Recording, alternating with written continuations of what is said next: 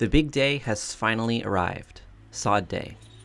Using some simple math, I calculated the area to be about 2,350 square feet, so I ordered 2,480 square feet of sod. It's always best to order more in case the math is wrong. Not having enough sod would be terrible. It's also good to have extra in case there's bad pieces that you don't want to use. We had a few weird ones that we set aside and would only use if we absolutely had to. From my research, it's good to order about 5 to 10% more sod than you need. The place I ordered it from has you order in increments of 80 square feet. So my delivery has about 6% extra in it, and it was great. I had plenty left over. The company gave me a delivery window of 6 a.m. to 9 a.m. It arrived at 7 a.m. sharp, and by some miracle, the forklift just barely fit through the gap and could drop the pallets in the back. This day would have doubled or tripled in length if we had to manually bring the sod to the back. The sod is here, so let's get to work. I figured the best way to start was in the back corner and have rows be as long as possible. That'll mean less cutting overall. The first piece had a sprinkler head, so I used a drywall knife to cut the sod around it. I placed the next piece and got it butted up right against the first. Mending the seams well makes all the difference in the look of the sod. Any gap will show, and if you try to create a little mountain and press it down, it'll make the sod lumpy. There's a ton of pieces to install, so plenty of time to perfect the technique. When I got to the end of the row, the last piece would have to be specially cut, so I just moved on to the next row. Sod seams have to be staggered. That way, you won't have 4 corners meeting up together. So to start the next row, I cut a piece in half. There are a bunch of tools that you can use to cut sod, but by far the best tool was a bread knife. I picked one up from the 99-cent store for $3.99, because that makes sense, and it was the tool of choice for the day. The drywall knife worked well for small curves, like cutting around sprinkler heads, but most of the cutting is long, straight lines. For this piece, and for many pieces here on out, 2 seams had to be mended together well. Then, some quality help started showing up. Sean came by again and was a beast at rolling out sod. The boss lady agreed to some manual labor and helped out as well. She placed rolls in front of us so we could stay crawling on the ground. Periodically, she used the roller to press down the previous few rows of sod. This makes sure there's good contact with the surface below. Then Daniel arrived. He's the only one who has actually laid sod before, so he was the expert that gave us the best tips and tricks for the rest of the day. A few notes to mention.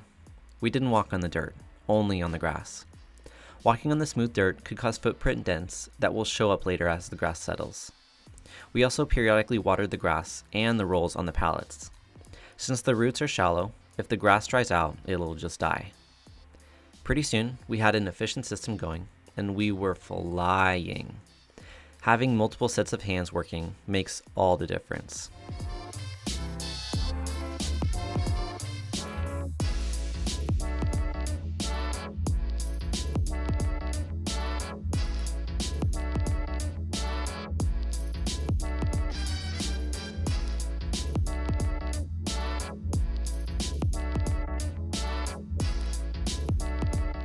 Now, we had a big section of sod in place. We all took a break, and I ran the sprinklers to keep the grass well hydrated.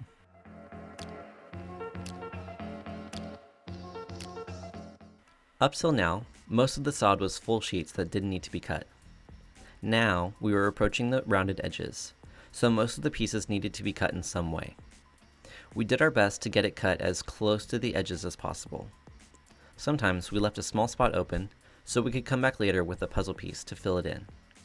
It's amazing how fast the sod goes into place, and it completely transforms the backyard.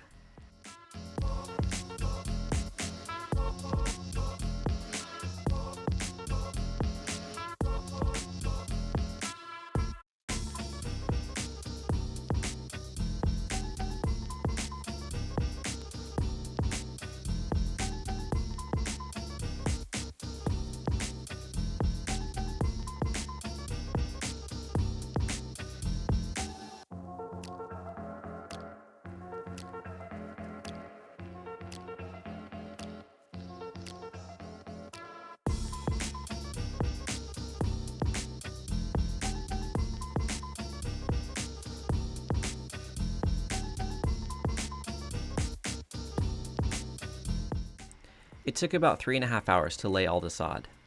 So much prep work went into getting ready for this day, and it was done in an instant.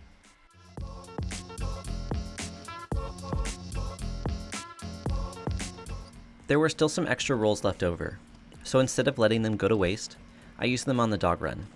That grass has seen better days, so this brought it back to life. This was also the last day of the roller, so I rolled everything a few times over before returning it.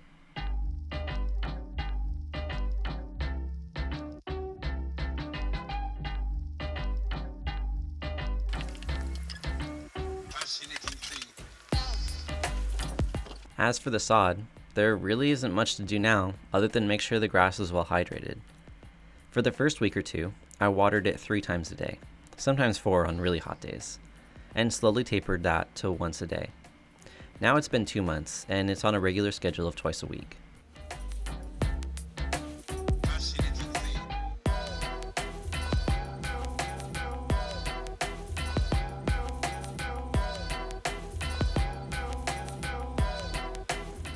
We put the pups in daycare for the day, so they wouldn't be in the way churning things up. But we picked them up and let them inspect the new grass. Oh, what is it? I think they were a little confused at first, but also super excited. Now, they run around like they own the place.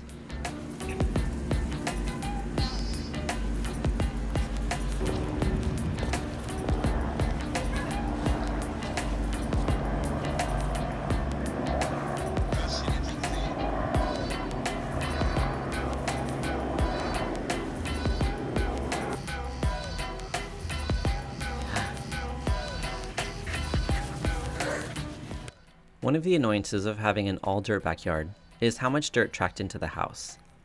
This large planter area near the doors needed to get covered up.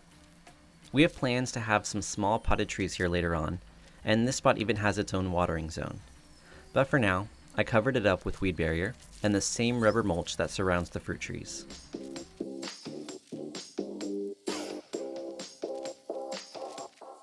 Over the next few weekends, I made small improvements to the backyard. We've always liked eating breakfast on the gazebo, so I assembled some new furniture to make it more comfortable. We added an outdoor couch and small table to the pergola. That's been really great for relaxing outside. For now, there's just a tarp over the top of the pergola for shade, but eventually I'll figure out a more permanent solution. 2 weeks later, it was time for the first mowing. At one of the edges, I tried to lift up part of the grass. It didn't lift up very much, so the roots were clearly starting to set in, which is a great sign. I used a weed whacker to knock down the grass around the planters and edges. I set the height of the mower to only take off about 1/2 inch, just to trim. After 2 weeks, it was clear where the grass was thriving and where it wasn't. The places where it struggles is at some of the edges, mostly around the brick, and a few spots where the dogs were looking for something under the grass. There was one spot in the center that dried up because I left a floor mat out overnight. It just goes to show how quickly this grass can wilt away if not cared for, at least during this crucial first stage of growth. Since then, we've all been loving this backyard. The dogs love it, the boss lady loves it, and I love it. So much hard work has been poured into improving this backyard, and that hard work has finally paid off. This stage of the backyard renovation is done for now. I'm going to focus on the workshop for a while, so I can get back to building marble machines. But there's still projects that'll happen in the future. Those include a large garden area in the back, a greenhouse, a shed, a chicken coop, string lights, refurbing and installing a large street light, and who knows what else. Time will tell. But for now, we're just going to take some time and enjoy this beautiful backyard. Okay, that's it for now. See ya.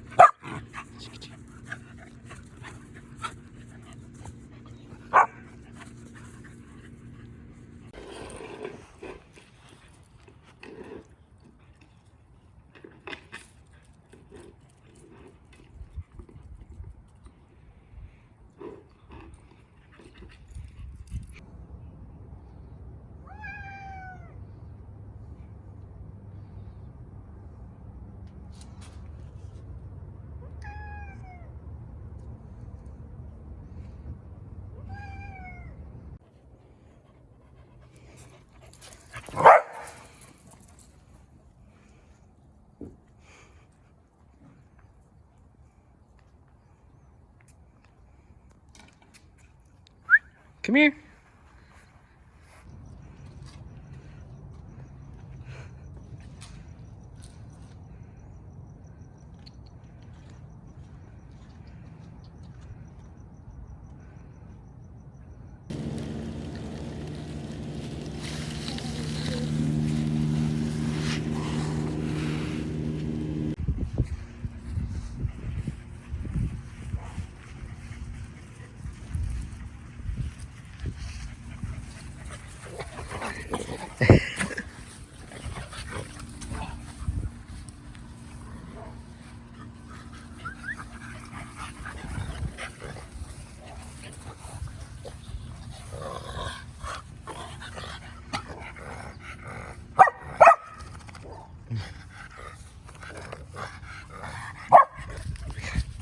Ready?